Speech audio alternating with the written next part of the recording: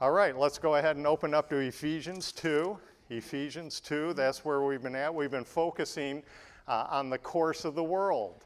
And we're going to look at how to have everything. Isn't that what the main goal of the United States or any nation? They want to have it all, right? They want to be rich. They want to have fame and power. They want it all. Wasn't there an old commercial, something about women's lib, and women wanted to have it all. And you know what they got? They could smoke like men now, and they got just as much cancer, and they could do things like men now, and ended up with all the problems men had. But we're going to take a look at how you really have everything. This is really the key. We've been doing this by looking at the course. Let's go to Ephesians 2 and at least read the verse here. We'll just start at verse 1. Ephesians 2, verse 1 and 2. And you hath he quickened who were dead in trespasses and sins. That's how a couple of weeks ago we talked about that. We're born into the world a part of fallen humanity that's born not perhaps with a physical birth defect, but every single person is born into the world with a spiritual birth defect. They have a spirit that was created to be connected to God, and it's not connected to God. The whole purpose, you're here, the reason everyone, forget all the things the world says, why you're here this morning. I remember there's some guy, I don't even know the singer's name, he was in a boy band or whatever, and he's got everything in the world, all the riches, multi-millionaire, all the riches, all the fame anyone could ask. And what's he do? He kills himself in a hotel room. And when one of the interviews I heard on that, one of the relatives said he was looking for purpose in life. Well, let me give you a heads up. If someone like that, who had everything the world has to offer, couldn't find purpose in life, they're looking in the wrong spot. The reason why we're sitting here today, remember way back at Adam's fall, Adam rebelled against God, rejected his word, and he instantly, spiritually died, separated from God. What's the next thing you see? The Lord's in the garden and he says, "Where are you, Adam?"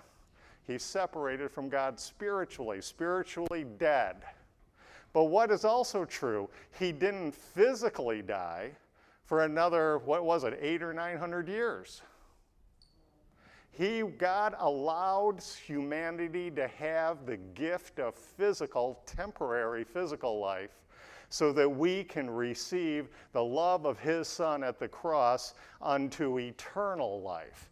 That's your purpose in life. That's the only one that really matters. When you go through the 0 to 70, 80, 90, maybe some 100 years, when you go through that lifespan, all that's really going to matter is if you answered one question: will you be reconnected to God, made spiritually alive, receiving his eternal life? That's really the only thing that matters.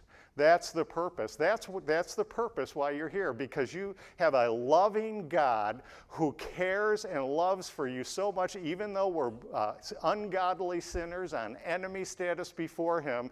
He loved and cared us so much, he gives us the gift of physical life, temporary physical life, so that we can have the opportunity to receive his infinite and eternal life.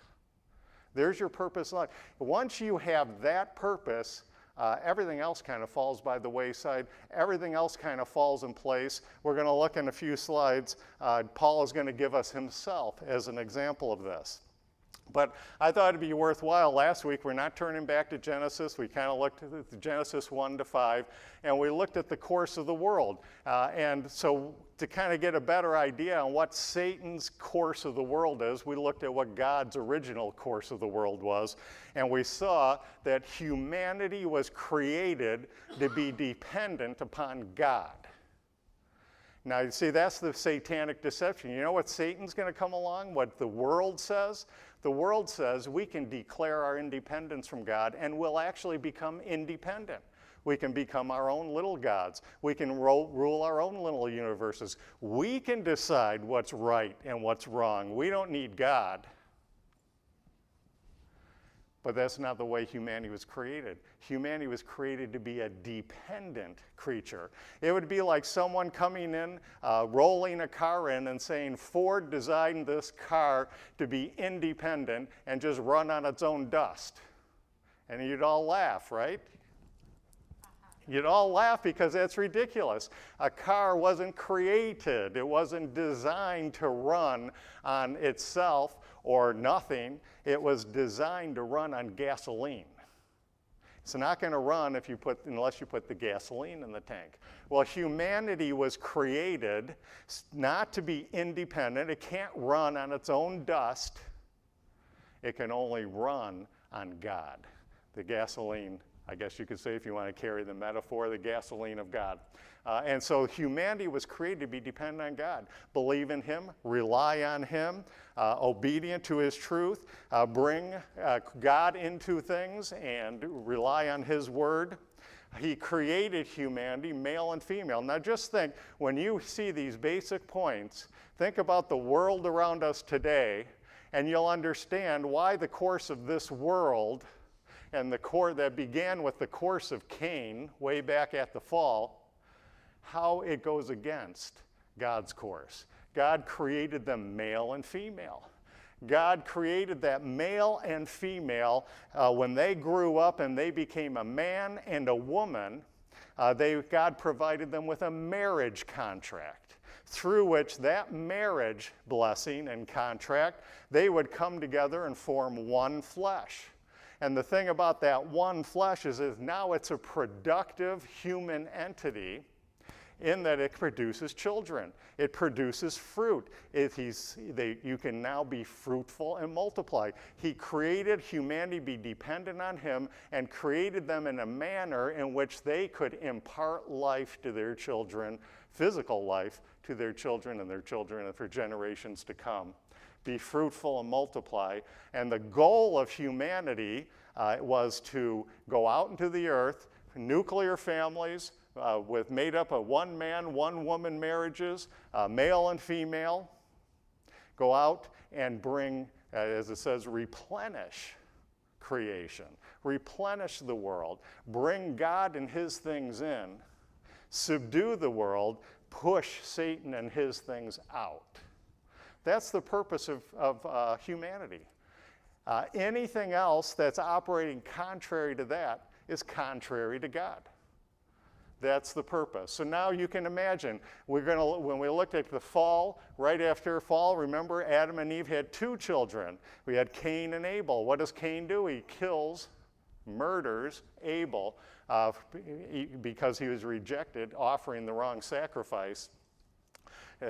In disobedience to God, rebellion against God, he kills his brother. And then we get the start of the line of Cain that culminates in Lamech. Lamech is a name we should all be a little familiar with because the line of Cain is going to he's going to be described down to Lamech. While they continued to accept male and female, when you get through the line of Cain here, Cain rejected God, was in rebellion against God. God told Cain to be a fugitive and a vagabond wandering the earth. So what does Cain do? He goes next door to Eden and settles down in the land of Nod and builds a city unto his glory. Now, what's the purpose of creation? The purpose of creation was to participate in things unto God's glory. And we see the line of Cain, and it culminates. Of course, you have the nuclear family attacked when Cain murdered Abel. You know, Abel was his brother. You have the marriage attacked by Lamech a couple generations later, rejected polygamy. Polygamy, multiple wives at one time. Marriage contract, rejected. You see how everything that God created and designed to humanity to operate in accord is eventually rejected. He brings polygamy in, multiple spouses. Of course, that destroys the nuclear family too, because you really can't have two mothers or three mothers or four mothers and have a very coherent family. If you don't believe me, just read about Jacob and Abraham and all the problems that came from this polygamy concept. rejected, Cain killed his brother, reject the nuclear family. Then they go out, and what does it say about Lamech? Lamech developed, his three children developed farming, metallurgy, and music, entertainment. Now there's nothing wrong with farming, metallurgy, and entertainment unless it's done in rebellion against God. So the question everyone should be asking today, especially the young people, when you're being led into things in the world, are you being led into them in obedience and in positive response to God, or a rejection of God? Now, I would rather live next door to someone who's filling that inner void. Remember we talked about that? We're born with an inner void, and it's either going to be filled by God and his things, or it's going to be filled by the world and its things. And so the question we need to ask is, when we're having that void filled, who is doing it, and what are we filling it with? Now, if you're filling it with the things of the world, I'd rather live next door to someone who's filling that, trying to fill that inner, eternal-sized, God-sized void inside with nice things of the world, like maybe academics and athletics and nice things. Someone who has a nice career and they're nice people. I'd rather live next door to them than someone who's filling their inner void with the not so nice things of the world, like sexual immorality, drugs, and alcohol. But that doesn't change the situation. The goal isn't to fill them with the nice things of the world. The goal is to fill them with the things of God, God and his things. And so the question, when we are leading our children, are we leading them into the nice things of the world? The academics and the athletics are all nice things, and to display God and his glory? Or are we teaching them how to replace God with the things of the world? To rule God out of their thinking by thinking on these other things? It's a very important thing to keep in mind. And the course of the world is going to constantly try to get us to fill that void inside with its things. And its things are rebellion against God, represented in these lines that attack the very basis of humanity. And today, we can see Cain's line for today. It's just been continuing. The line of unbelief, those who reject God in unbelief and disobey his word, suppressing the truth, Romans 1:18-32. And you see all these same things. This line, I would suggest the line today is even worse than it was back with Cain. You know, Cain was right after the fall. He didn't have time. By the time you get to Lamech, it's pretty bad. And it's going to get really bad by the time you get to Genesis 6. But today it's pretty bad too. It operates contrary to God. It attacks God and his thing. God created them male and female. So what have we seen, especially over the last 20 years? We've seen attack on the distinction between male and female, all kind of gender confusion, all kinds of things like that. Just this last week I heard, I don't remember who the guy was, it was a news source, so I assume he was a pretty high-level educator, and he says explicitly, there are more than two genders. Well, God says he created male and female. Then over the last 100 years, we're just talking about America, the last 100 years, you have the attack of the marriage contract. Now, most people don't even bother getting married. I've got people I knew in college, they just got out of college. I went from living with a girl in college to living with her out of college. They had kids and everything. Most of them got divorced a little further down the road. And even when there is marriage, what have we turned marriage into? We don't commit polygamy anymore, unless you're part of a cult of some kind or in a fringe part of society, but generally speaking at least, we don't commit polygamy, more than one wives at one time. So how do we make it more palatable? We commit serial polygamy. We have only one wife at one time, but we can have multiple wives. If the man gets tired of the woman, she's not fulfilling his needs, go move on to another woman. And of course, you can see, who is it that suffers from these things for the most part? It's the women and the children from the course of the world that wants to rule God out of our thinking and get us to suppress God and his truth. And now so much of what goes on in the world is exploiting it for our own human glory, like Cain did. He built the city. God said, go roam. You're going to be, you killed Abel. I'm not going to kill you physically. I'll give you a chance to get saved, but you're going to roam the earth. You're going to be a wanderer. Cain goes and settles down next door to Eden and builds a city, not unto God's glory, unto his son's glory, because he named it his son, but his son's name. And we see we're doing that the same thing today. If it's not done unto God's glory, it's become something that isn't evil on its own, becomes evil. Metallurgy isn't evil on its own. It can be good when used according to God and his plan and purpose unto God's glory, but it becomes evil when it's used to create idols and build machines of war. And we could go through farming. There's nothing wrong with farming. People have to eat. But when it goes to support a rebellious city and rebellion against God and actively fighting against God, well, now it's something neutral becomes evil. Same thing with music. There's nothing wrong with music. Everyone likes a song. But when it's used to give us reasons to rule God out of our thinking, to give us ways of ignoring God and his inner witness inside, it goes from being neutral or even good to being evil.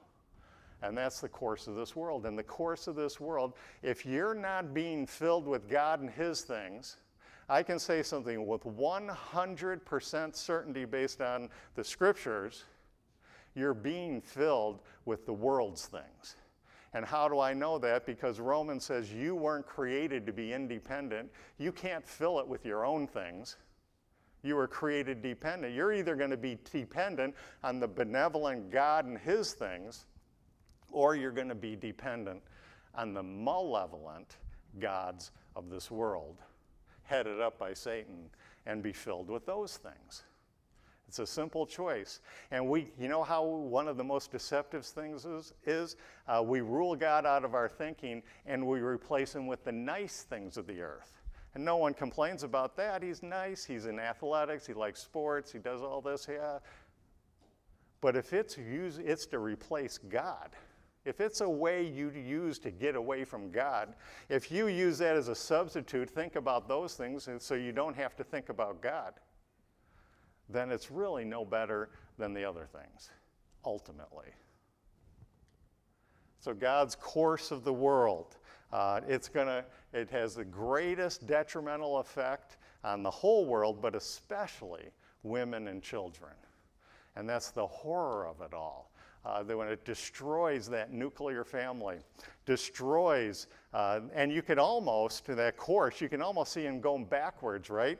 Getting humanity to use God's creation, to steal God's creation away from God, use it for its own glory, which is really shame, because Paul tells us, 1 Corinthians 2:6, that this course of the world, this world's wisdom, and the world's rulers are coming to nothing. So it's their glory is really their shame, because it's going to come to nothing. And that destroys the nuclear family, and that destroys the marriage contract, and now we even have male-female questioned. God's course of the world presented in Genesis has to do with God's prophetic program, of course. I just wanted to clarify that. I had a question this week with his prophetic program, but it's also the basis of humanity on earth. So it applies to today. Same basis, just as in his prophetic program, Cain, Abel, or well, not Abel because he was put to death, Cain and Seth and all their progeny are supposed to go out and fill the earth by pushing out Satan and his things and bringing in God and his things. We have the same job today in the mystery program. We're pushing out Satan and his things, especially in the heavenly realm. What does Ephesians 2:7 tells us? That we are going to be displaying the riches of the glory of God's grace throughout the heavenly realm. pushing out Satan and his things, bringing in God and his things. Ephesians 3:9, I believe it is, says that right now, the body of Christ is putting on display, making known in the heavenly realm, the manifold riches of the wisdom of God. We're involved in pushing out Satan and his foolishness, his wisdom, which is really no wisdom at all, and replacing it with God and his wisdom. So we're going to be doing the same thing. It is two different programs. We have to keep that in mind. In accord with the course of this world, we are deceived into thinking that if we could just fill that God-shaped void. Remember, very important, every single person's born into the world with a spiritual birth defect. They have dead spirits. Spirits that were created to be connected to God are disconnected from God. God has given you, if you're sitting here today, God has given you temporary physical life, not to become an expert at sports or an expert at academics or to get a greatest career, to be the richest guy on earth or any of those things. He's given you this gift of physical life because he loves you so much, he sent his son to that cross. So now he's giving you the opportunity to receive the benefits of what his son has done for you so that he can bring you, reconnect you to himself, make alive and enlighten your spirit, which then imparts everlasting life. That's your purpose. If you need a purpose, you won't find a more important purpose than that. The course of this world so deceives us. Remember how Satan worked in the garden? He was deceived. Adam and Eve were deceived. He took God's words and twisted them and made them mean what they didn't mean. Well, we're deceived as well into thinking we can take that empty void inside. It's the size and shape of God. And the deception is that the world tries to get you to think you can fill that empty void with the things of the world. If only I can go high enough on the career ladder. I don't care if it means trampling everyone else underfoot. I just need to get as high. Then I'll be happy. Then I'll be content. I'll be successful. Or if I excel at academics or athletics, then I'll be satisfied. I can be the best football player, the best valedictorian of my school. I actually went to college. I roommated with someone from our high school that was the valedictorian of our high school. Smartest guy I ever knew, to this day, probably the smartest guy. He knew he was smart. He'd walk down the hall at the high school, and everyone was like asking him questions, how to do that. They want him to tutor him. He's a brainiac. We roomed at college, and you know what he found? He was filling that void with academics, and he thought he was filling it. Then he went to college, whole nother world at college, and now he finally realized he wasn't top of the class anymore. He was he was still good, way better than I was, but he wasn't he was used to being the top gun. And now he's not the top gun anymore.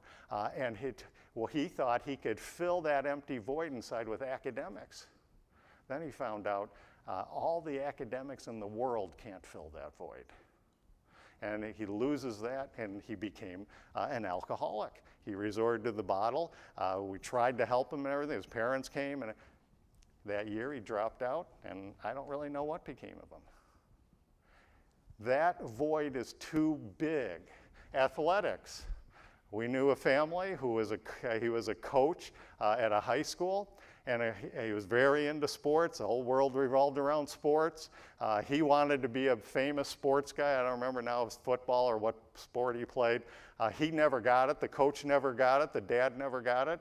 But you know what he's going to do? He's going to get his son to get it.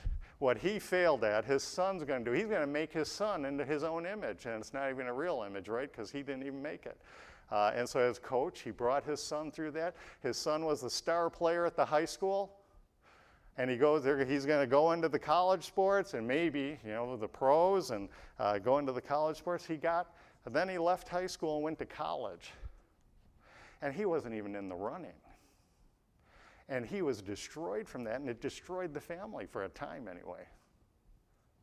Trying to fill the void. Now, there's nothing wrong with academics. There's nothing wrong with athletics, but when you're using them so that you don't have to think about God or you think you can do it on your own, you're using it for the wrong way. It becomes evil.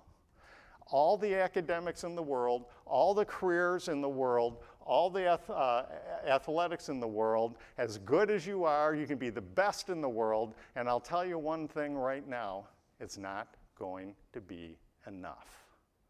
Because the inner void, that God-shaped void within, is a size and shape of God.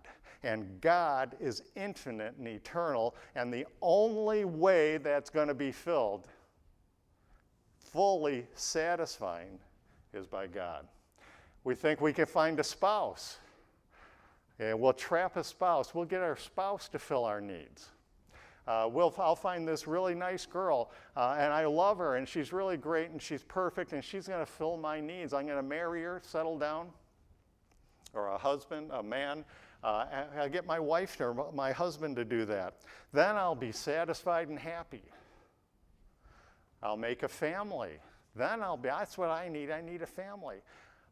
Not too long after you get married, you suddenly realize that woman you married or that man you married isn't big enough to fill your needs. So you're going to do one of two things. An awful lot of people get divorced between that first year. They suddenly realize they thought they would grab a hold of that young woman or young man and they would meet their needs. Doesn't take too long to find that young man or that young woman isn't big enough to fill your needs. Only God is. So you either leave her or him, or you go to the next step. Well, maybe if we have a family, then we'll be committed, then we'll be satisfied. I'll make my family in my own image. Then I'll be my own little God. I'll make him in my image. So they have a family. And when all that fails, and it will, maybe in a country like the United States, you can keep pretending because there's so many distractions, so many ways to be distracted from God and his things, so many riches to play with. Maybe you can get away from that, but most of humanity hasn't been that rich, and it won't work. All this fails, we despair, we think vainly. If we just can find another job, then we'll be happy. Or another career, then we'll be happy. I need a better spouse. This one's not doing the job. I'll go find another spouse or another family. And we think we can, or we think it can be found. Let's look at the not so nice things of the world. Another sexual encounter. It can be found, as my ex-roommate discovered, at the bottom of a bottle. But you know what? My ex-roommate didn't find it all at that bottom of the bottle did was destroy his life. Self-destructive addictions, habits enter in, because we try to fill the inner void that's the size and shape of God, and we try to fill it with the things of the world. And that's the biggest problem for humanity. And the sad thing is, even most Christians who are connected to God fill it with the things of the world. The divorce rate, I hate to break it to you, at least it was 20 years ago or so when I remember last hearing the statistic, for Christians, so-called Christians, and the world, isn't that difference? And they're both well above 50%.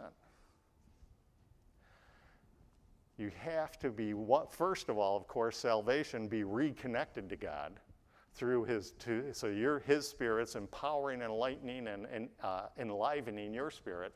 But on the other hand, you also have to bring in him and his truth through the Scriptures and through the power of the Holy Spirit.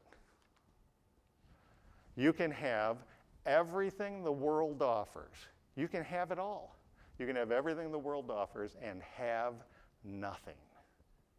Remember what the Rockefeller, the richest man of the world, I heard another teacher give this example. He had everything, the richest man in the world. And at this funeral, yes, he had a funeral, so he didn't have everything. He had a funeral, and the reporter asked his son, how much did he leave behind? And, he thought the guy would say 100 billion or 200 billion, whatever billions he's worth. And the son just said, he left it all. It's all. He's going to leave it all. You know what Ecclesiastes, Solomon and Ecclesiastes, apart from God, everything is vanity. Vanity of vanities. You can fool yourself through 20, 30, 40, 50, 60, 70, 80, maybe 90, maybe 100. You can fool yourself. You can have enough distractions where you don't think about it. But one day, the death is going to come, and you're going to leave it all behind. And the question is, what are you taking with you? That's really the only question that matters. Only God is big enough. And we can prove that. We can look at the celebrities. If you think of the celebrities and the power brokers of government, this week I was very interested in this because, you can see our government today, what's it run by? A bunch of billionaires, right? These are people who have everything and could have anything they want. They can have anything in the world. Now, this is no judgment on them. Maybe billionaires are the best people to run things. I don't know. This has nothing to do with that. My point, and when I'm mentioning this, is that here you have billionaires who could have anything and everything in the world. And what do they want? They just want more money, more power, more fame. And the reason this clicked in this week, because there's an article in the Wall Street Journal. And guess what it was? The whole article was about the billionaires basically running the nation of China. Xi, the ruler, the premier, or whatever he's called, he's collecting together all the billionaires to help him run the government of China. And then I read another article about Russia and how when we put sanctions on Russia, what we really do is don't do it so much on the nation as a whole as on the oligarchy. And you know who the oligarchy are? All the billionaires supporting Putin. So you got all these billionaires who can have anything, and it's not enough. More money, more fame, more power. Maybe that's the key one for those people, more power. It's not a negative. Maybe they're the best ones to run it. I don't know. My point is the point that all the things in the world, individually or taken all together collectively, can't even begin to fill the void inside. Because it's infinite and eternal, because it's the shape and size of God. Celebrities who have everything. We talked about that singer in the boy band. He has no purpose in life. He's missed out on the purpose. God has a purpose for him. God gave him temporary physical life so that he could be reconnected to God through his Son and his personal work on the cross for them.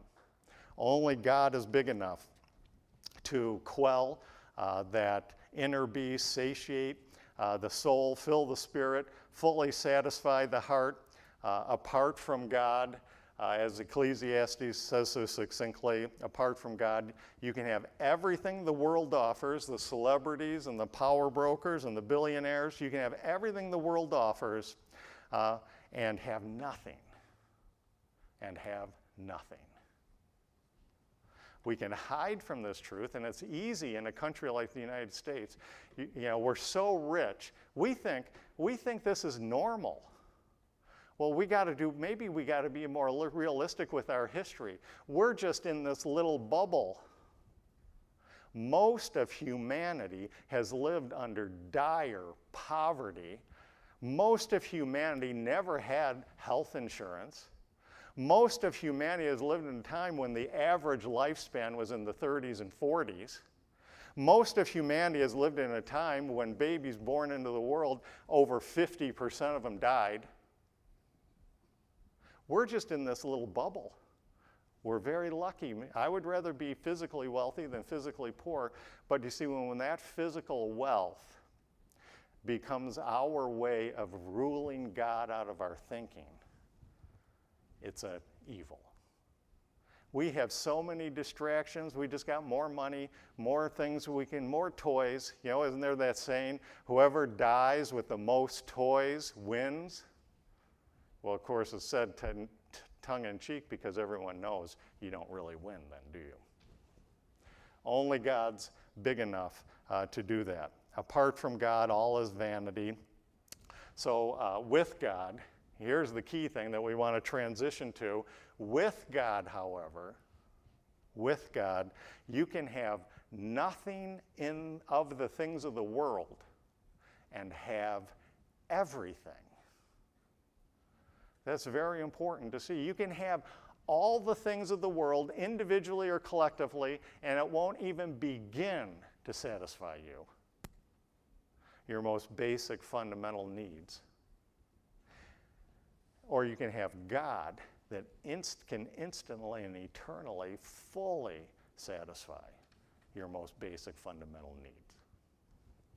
Only God. And Paul's going to use himself as an example. So that's what we'll look at next. If you have God, you have everything you need. Set free from everything that was against us.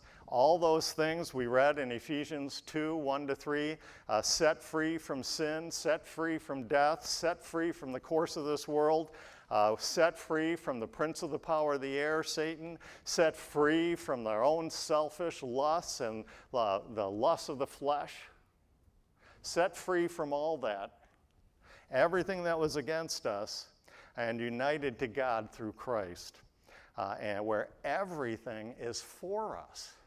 We won't turn there, but the glorious verses in Romans 8. How can, if God is for us, who can be against us? We're freed from everything that's against us, and we're brought into a right relationship with God. Our spirit, our created spirit that we're born into the world with it being dead, disconnected from God, is connected to God and made alive together with Christ. And in that position, now we have everything. Righteousness and life, we have everything. All our most fundamental need has been met. And that's what we're going to look at now, Ephesians 4. Let's go to Ephesians 4. Ephesians 4. And we'll work our way through this passage. This will probably take us to the end of this message today.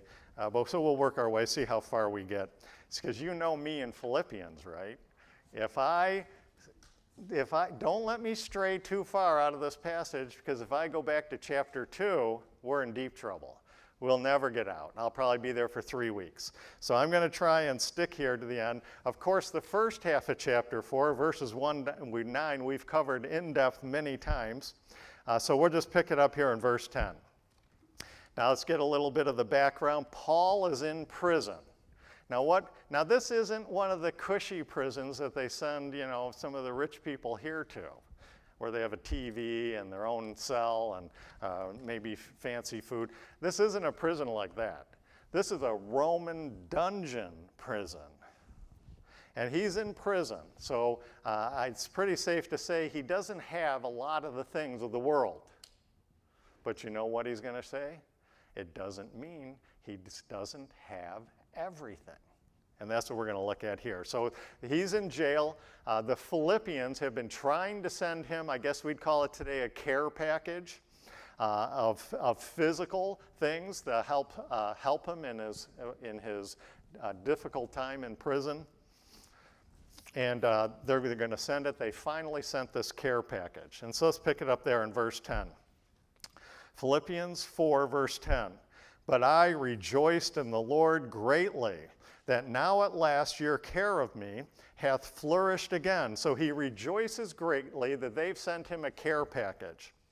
wherein ye were also careful, full of care for him, but ye lacked opportunity.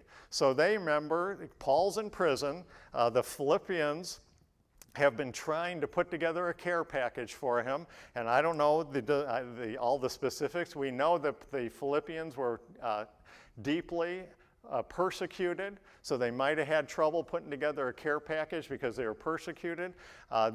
Most of them very well could have lived in poverty. Maybe it took a while for them to get enough together to make a care package, or maybe they didn't have someone to take it to Paul. Because they didn't have UPS and FedEx. They didn't just put them on a FedEx truck and it shows up the next day. They'd had to find someone willing to put up with the rigors of going all the way to where Paul was in prison. So all those things put together, it took him a while to get a care package to Paul, and now he's grateful for it. Very grateful. But look what he says now. He doesn't want them to misunderstand. Verse 11.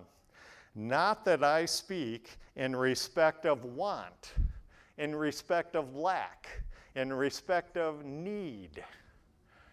He wasn't rejoicing in this care gift because he needed it or because he lacked something. Well, Paul, how can you say that? You're sitting in jail in a Roman dungeon cell.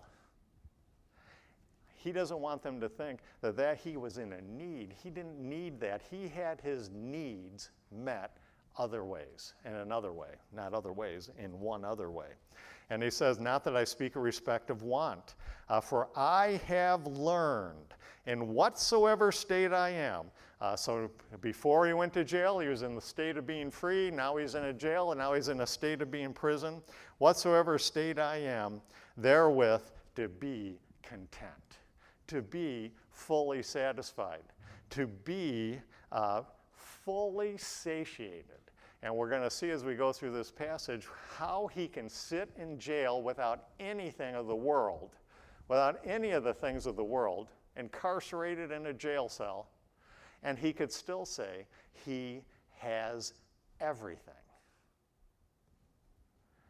If we all gain this divine perspective, notice Paul says here, he says, verse 11, I have learned. So it's not going to be natural. It's not going to be the way you naturally think. It's not going to be the way the world thinks.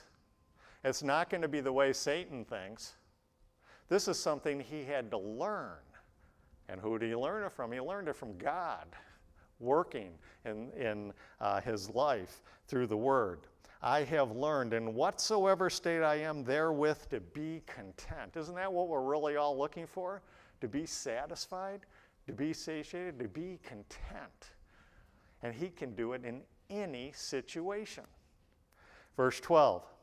I know, he gives some examples here. I know how to be abased at the bottom of the ladder. I know how to abound and be at the top of the ladder. Everywhere and in all things I am instructed. Notice earlier he said he had to learn it.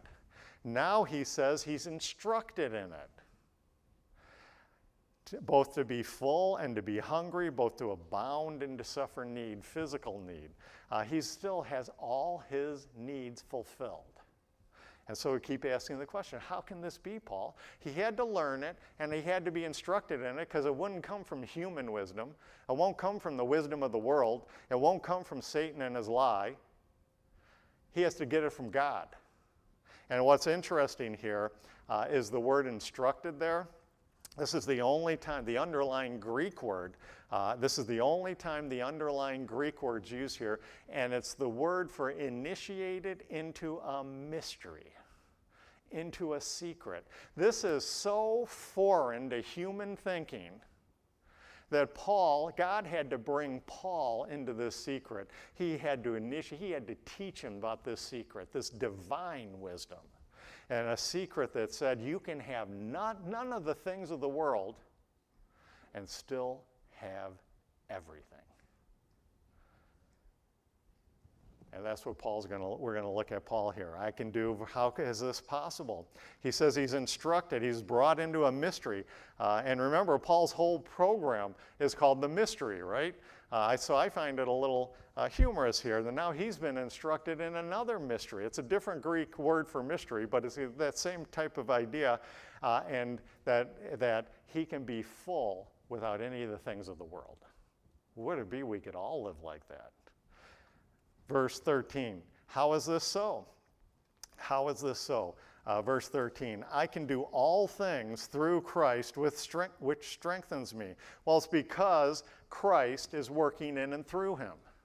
Go flip back a page. I will only do one verse here, but go back to chapter 2, verse 12, or verse 13. Chapter 2, verse 13, for it is God which worketh in you both to will and to do his good pleasure. And so when he says Christ strengthens him, it's God working in and through him. He's brought God, he's filled that void inside. Paul was born into the world just like the rest of us with a spiritual birth defect. For years, for decades of his life, he continued in rebelling against God. As a matter of fact, he became the chief enemy of God in that he persecuted his son by persecuting his people. God saved him, reconnected his spirit to God's spirit, and now he's filled that void with God and his things. And now it's God working in and through him, Christ powerfully strengthening him, apart from the things of the world. Apart from the things of the world. Notwithstanding, verse 14, ye have well done. He doesn't want them to think. He's giving them divine viewpoint. It's something he had to learn and be instructed in. He had to be initiated into this mystery because you can't get it anywhere else except God. You can't get it from human wisdom, worldly wisdom, Satan's lie. You can't get it anywhere else because it goes contrary to every natural way of thinking. And he had to be instructed. He wants the Philippians to be instructed. And if he wants the Philippians to be instructed, you know who else he wants instructed? The rolling Meadowians he wants instructed in this as well. That you don't need the things of the world. Your key thing to life is being completely filled with God and his things. Then what's the worst thing the world can do? Well, I was promised not to do this, but one more. Go back to chapter 1. Go check chapter 1. Look at verse 21. What's the worst thing the world can do to you? And it's done it to a lot of people. Now, outside our little bubble here, our little rich capitalism, and where we have more things than we could ever possibly use, when you get outside our little bubble here, you go to India, Africa, China, Korea, North Korea at least, and a lot of other places, utter poverty. There's an article in Moody Monthly, this is probably back in the 90s, I assume it's still true, most of the Christians go to bed hungry tonight. And many of them will die of starvation. That's in the current world. The world where we're in this little bubble of richness, of physical things, most of the world doesn't live like that. You have to understand that. And then when you expand that to even in this country, there was no health insurance in the 1800s. Infant mortality rate was astronomical. None of that. Childhood disease that killed children was astronomical. That's why many people had so many children, because they knew only half of them or so would survive. Adult mortality in the 40s. See, we're in this little bubble. If you go outside this bubble, you'll understand what Paul's talking about here. Paul didn't live in this bubble that we live in. Paul lived where every single day was a struggle for life and whether you'd even eat that night. And he's taken it even extreme beyond that. Now he's sitting in a Roman prison with nothing. And he wants to and so what's the worst the world can do to us? Verse 21, Philippians 1, verse 21. For me to live is Christ and to die is gain. The worst the world can do to us is put us to death. And Paul says, that's gain. present with the Lord. You can be completely filled. If you're completely filled with God and His things and dependence upon Him, you don't need to become dependent on the things of the world. Not the nice things, the sports, athletics, the careers and jobs, those can be nice things of the world. And when used unto God's glory, they can be unto God's glory. But you don't have to, more importantly, all too often, too many people get involved in the not so nice things of the world. Drug addiction, alcohol abuse, sexual immorality, all those other things. Other than that, we sweep those under the carpet. You don't have to become dependent on any of those things. You can enjoy them unto God's glory. Not the drug abuse and everything, but the athletics and academics, when displayed unto God's glory. With God, thinking about God, bringing God into the picture, that's a whole different situation. And Paul wants them to know back in verse 14 now in chapter 4, notwithstanding you have done well, he doesn't want them to think he's not grateful for the care package. He's grateful for the care package. Paul isn't a glutton for punishment here. He's not looking to be miserable. He's happy they sent him a care package. But let's read why he's happy about this. Look, go down to verse 17. Not because I desire a gift, but I desire fruit that may abound unto your account. So now why does Paul receive the gift that they sent? He's making a point here. He doesn't receive the gift they sent because he needed it. He didn't receive it for himself. He received it because it's their fruit. It was the fruit of their care for him, and he received it in that way. Verse 18, but I have all, and now I abound with their gift. He's even abounding. I am full, having received from Epaphroditus the things which were sent from you, an odor of a sweet smell, a sacrifice acceptable, well-pleasing to God. This was a sacrificial giving they gave to God and sent to Paul. And he's enjoying it not because of his need, but because it's their fruit unto God's glory. And he's fully and completely filled. And verse 19, now we get back to the Philippians, and he wants them to know something. I had to learn this, he said, back in verses 11 and 12. I had to learn it. I had to be instructed into it. God had to bring me into and initiate me into reveal this mystery to me, this secret, that being filled with God and his things removes the need to be dependent on the world and its things. And he says he hopes now that the Philippians will be instructed, will be initiated into that secret, will be initiated into that mystery. Verse 19, but my God shall supply all your need. Notice it's a singular, not a plural. Just as God supplied all Paul's need, so too if God's supplying all the Philippians' needs, they'll have they won't need to be dependent on the world and its things. They can participate. What he said, if we want to use another kind of common cliche, what do we often say? Being filled with God and his things is the cake, using a modern little saying, is the cake. Their gift to him was just the frosting on the cake, was just the icing on the cake. His needs were fulfilled completely by God and his things and his word. And in that state, he didn't need anything, but he enjoyed receiving their things because it was their fruit unto God for him. And so he participated in that. It's just icing on the cake. But you can eat the cake without the icing. It's just the icing. And he's hoping they realize that, notice it says here, but my God shall supply all your need according to his riches and glory by Jesus Christ. He doesn't say here he's going to supply all your physical needs.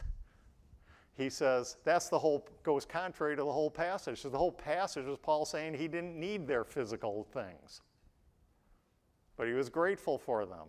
They gave him a little pleasure in an unpleasurable state of being in jail.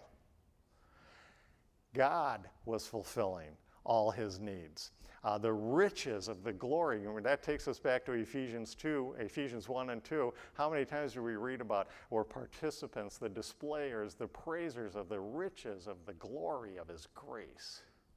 If you're participating in the riches of the glory of his grace, you are completely filled full and overflowing, and now you can interact with the world in ways that push Satan and his things out and bring God and his things in. You can have nothing by the world standpoint. That we have proof, Paul. That's what Paul says here. But we can be instructed in the mystery. You don't need the things of this world.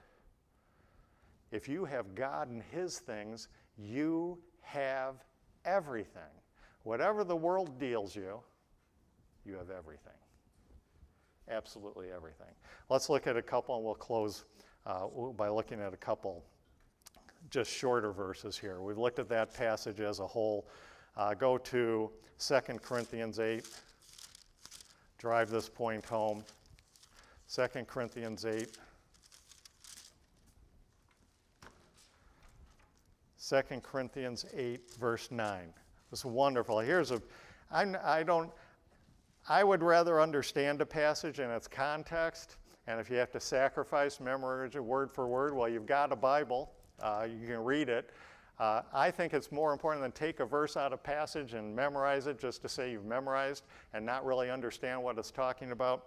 I think the context is the most important thing, but here's one that I might be given an exception to.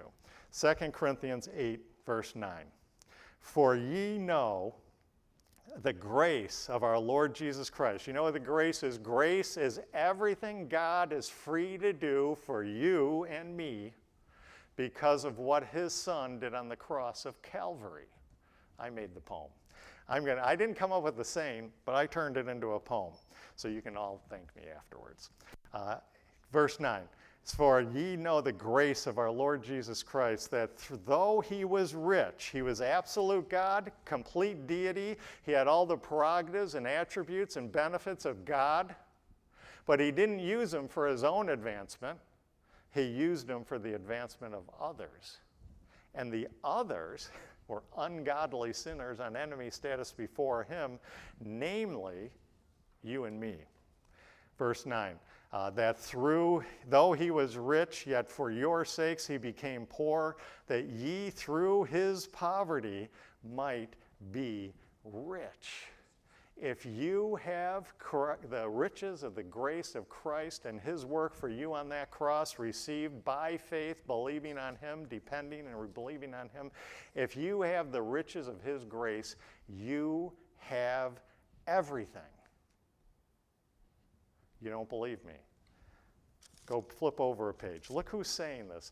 Look who says in 2 Corinthians 8, he says, if you have the riches of Christ, you have everything. Look who's saying this. This isn't some rich guy in the United States like we are. Any standard of human history, we'd be identified as rich. Let's see who says this. Of course, we know it's Paul. But he says he has the riches of Christ. We go over to chapter 11 and look at we'll begin at verse 23. 2 Corinthians 11, verse 23. Are they ministers of Christ? Now, here we don't have time to get in the context. He's fighting back against the false ministers, false teachers, attacking his apostleship. And he's forced to brag about his ministry. I am more in labors, more abundant in stripes. But here, what I want to get is this list. You think your life is bad?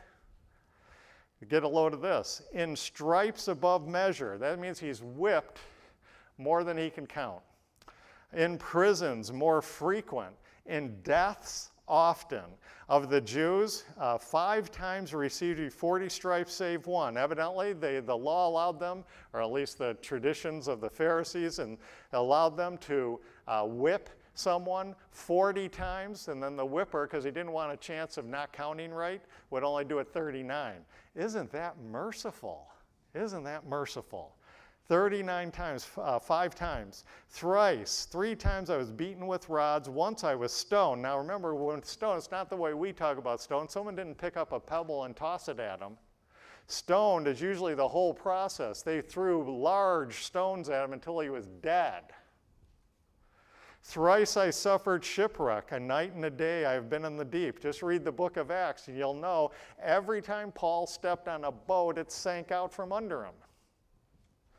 In journeyings often, in perils of waters, and perils of robbers, and perils of my countrymen, and perils of the heathen, and perils of cities, and perils of wilderness, and perils of the sea. You got to take a big breath. In perils among the false brethren, in weariness and painfulness, and watchings often, and hunger and thirst, and fastings, and cold and nakedness. Can any of us top that list? I don't think so. Beside those things who are without, outside, inside he had the bore that cometh upon me daily, the cares of the churches. Who is weak? I am not weak. Ha ha. Who is offended? I burn not. Ha ha. Verse 30, if I must needs glory, I will glory of the things which concern my infirmities. And here's the key, verse 31, the God and Father of our Lord Jesus Christ, which is blessed forevermore. If you have the riches of his grace, the riches of the grace of Christ, by grace through faith, if you've received his personal work for you on that cross, where he removed everything that was against you and brought you, upon faith, upon receiving that gift, brings you into everything that's for you, re-enlivening your spirit, and making it alive by connecting it to God, so that now you can receive God and his things. You have everything. And if Paul can say that, you can't deny me until you can show me your own list that's worse than this one. If you can do that, maybe I'll at least consider it. If your list isn't worse than that, then you can have everything in God and nothing by the world. And if we gain that divine, he had to be instructed. That's a mystery. God had to initiate him into that secret. And when we get that divine perspective, we can now go and interact with the world in the way it's meant to be interacted with, unto God and his glory. Let's close with a word of prayer.